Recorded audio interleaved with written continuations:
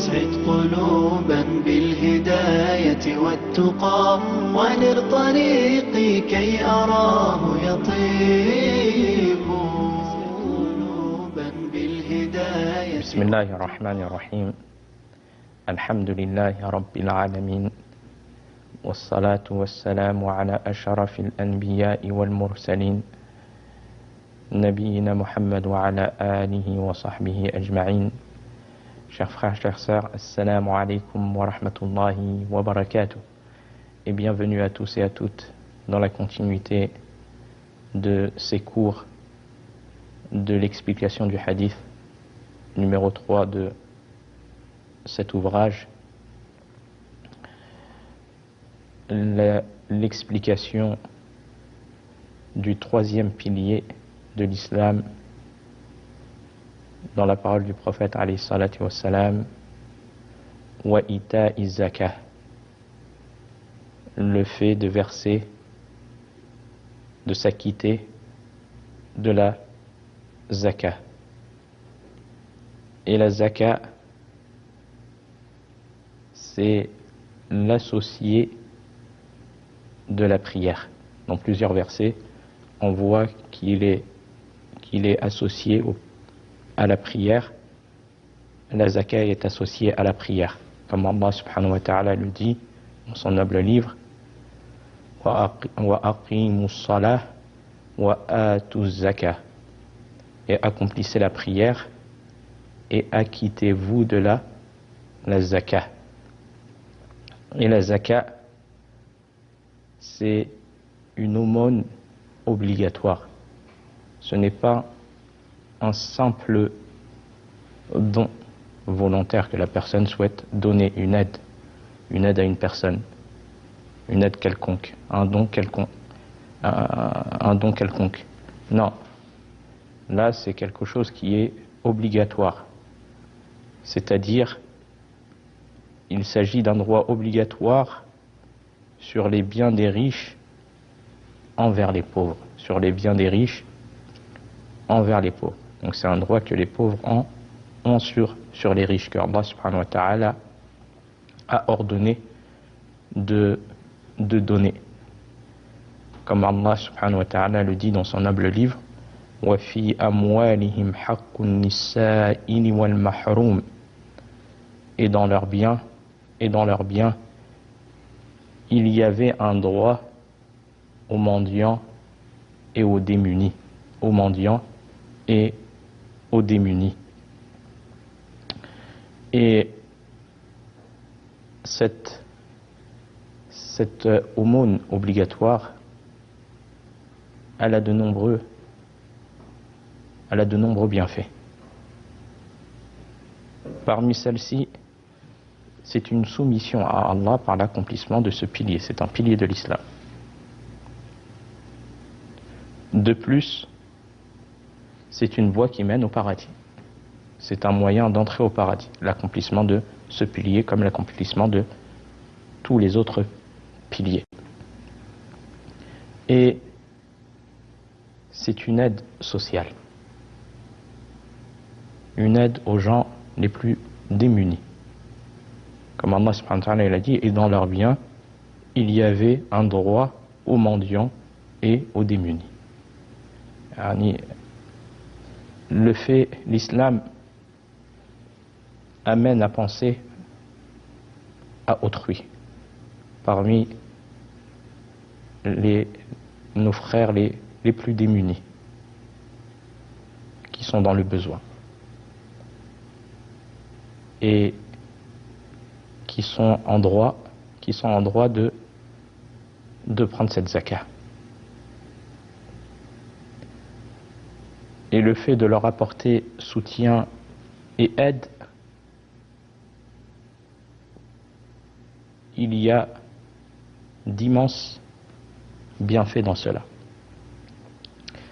Dans un premier temps, ça permet de diminuer aussi la criminalité.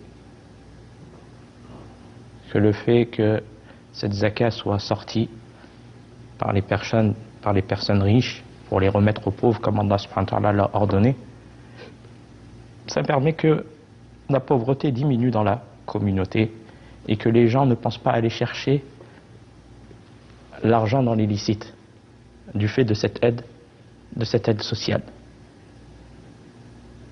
Et combien on peut voir autour de nous des gens qui sont dans le besoin. Et des fois, peut-être, c'est même des personnes qui sont proches et qui sont en droit de prendre la zakat. Alors, ça devient méritoire de remettre aussi à ces personnes-là. Car la personne a lié les liens de parenté et en plus, elle sort cette obligation religieuse.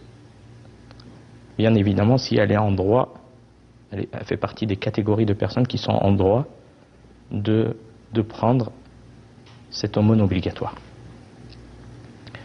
Et aussi, c'est une cause d'épanouissement et de quiétude de l'âme et du cœur. Car plus la personne elle donne, ça s'est prouvé, plus la personne elle donne, plus elle trouve joie intérieure, le fait que tu donnes, le fait que tu aides. Et Allah subhanahu wa ta'ala aime les bienfaisants. Et c'est toi qui récolte les bénéfices dans ce bas monde et dans l'au-delà par le fait de se soumettre à ce pilier de l'islam et le fait de sortir cette aumône obligatoire. Et à qui elle doit être donnée? Elle doit être donnée aux 8 catégories de personnes qui ont été citées dans Surat At-Tawbah, le verset 60. Et Allah subhanahu wa ta'ala, il a restreint subhanahu wa ta'ala le fait de donner cette aumône obligatoire à ces 8 catégories de personnes uniquement. Comme Allah subhanahu wa ta'ala le dit fi surati Tawbah dans le verset 60, innama sadaqatu lil fuqara'i wal masakin, que les aumônes ne sont destinées que pour les pauvres, les indigents et le reste des personnes citées dans le verset, qui sont une catégorie de 8 personnes à qui cette zakat doit être uniquement remise. Et comment la calculer? Beaucoup de personnes se posent la question, comment sortir cette zakat, cette aumône obligatoire? Eh bien, si la personne elle a atteint le seuil obligatoire, elle a en sa possession le seuil obligatoire qui lui rend obligatoire de sortir cette aumône, qui est l'équivalent de 595 grammes d'argent. Si elle a en sa possession 595 grammes d'argent pendant une année nigérienne entière, c'est-à-dire par exemple du 1er du mois de Ramadan de cette année au 1er du mois de Ramadan de l'année prochaine, elle a en sa possession 595 grammes d'argent qui est resté en sa possession sans bouger, sans diminuer, pendant une année entière. Eh bien, elle lui est dans l'obligation de sortir la zakat. Et comment elle fait? Si elle a de la monnaie, par exemple, dans son compte ou autre, eh bien, il faut qu'elle regarde si elle a l'équivalent de ces 595 grammes d'argent. Donc elle regarde, maintenant cela est facilité par des applications ou via Google, le fait de regarder l'équivalent d'un gramme d'argent. Et il est possible de l'avoir au taux réel. J'ai regardé à combien il était le gramme d'argent aujourd'hui. Il est à peu près, il équivaut à 0,70 centimes, 0,70 centimes d'euros. Donc, ça c'est pour 1 gramme. Donc, il faut multiplier cela par 595 grammes et ça donne la somme, le seuil, qui est l'équivalent de 417 euros. 417 euros. Ces 417 euros, combien je dois sortir de ces 417 euros? Eh bien, je dois sortir 2,5% de ces 417 euros. Donc, tout simplement, le fait de diviser ces 417 € qui sont le seuil par lequel il m'est obligatoire de sortir la zakat, ces 417 € que je possède, eh bien je les divise par 40 tout simplement. Je divise la somme par 40. Et ça donne l'équivalent de 10,50 €. Voilà la zakat que je dois sortir, 10,50 €. Bien évidemment, si j'ai plus, si j'ai eu en ma possession 10 000 €, c'est le même procédé. Je suis bien évidemment au-dessus du seuil. Et ces 10 000 €, ils sont restés en ma possession pendant une année entière. Du premier du Ramadan au premier du Ramadan, ils n'ont pas bougé. Alors, je fais 10 000 € divisé par 40. Et ça me donne la zakat à sortir qui est de 250 €. Et pareil, si j'ai 2 000 €, je fais la même chose. Donc, voilà comment savoir ce que je dois sortir en aumône obligatoire à ces 8 catégories de personnes qui ont été citées dans Surat At-Tawbah. Voilà concernant cela. Donc, le fait de savoir que c'est un pilier de l'islam que le musulman se doit de remettre, que le musulman se doit de donner. Et si la personne ne sort pas cette zakat,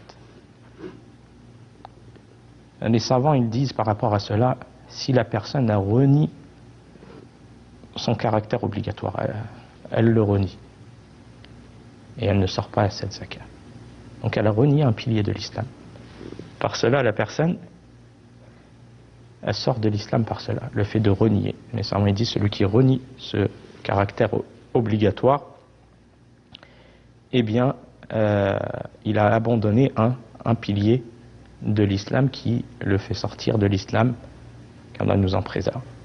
Mais si la personne, elle reconnaît son caractère obligatoire, elle le reconnaît, mais elle ne la verse pas par avarice,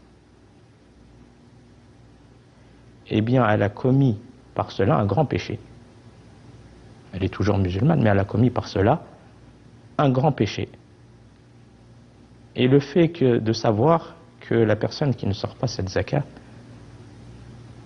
c'est une cause qu'elle ne trouve pas de bénédiction, de baraka dans ses biens, dans sa vie, dans ses biens, dans son argent. Et aussi, c'est une cause de châtiment pour la personne dans l'au-delà. C'est une cause de châtiment pour la personne dans l'au-delà. D'où l'importance que le musulman apprenne la manière de sortir la zakah, et s'il ne sait pas, il demande aux gens de science selon les biens qu'il possède, car c'est un pilier qui lui est demandé de connaître et de mettre en pratique, tout comme les autres piliers que nous avons cités, la prière ou autres. Puis par la suite, le prophète alayhi salatu wassalam a cité le 4e pilier qui est Sawmu Ramadan, yani le fait de jeûner le Ramadan, qui est le 4e pilier de l'islam,